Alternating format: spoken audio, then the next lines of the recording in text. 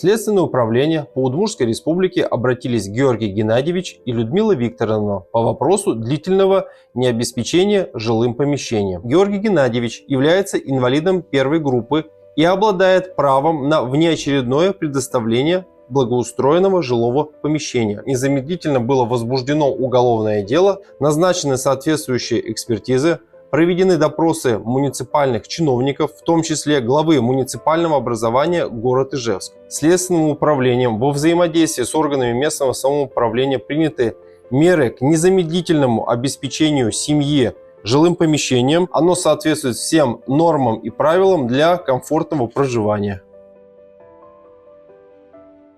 Подъезд очень удобный, пандус есть, так как муж на улице на коляске, выезжать очень удобно. Работникам всем Следственного комитета спасибо вам большое. Простое человеческое спасибо. Если бы не вы, мы бы сейчас так не радовались до слез.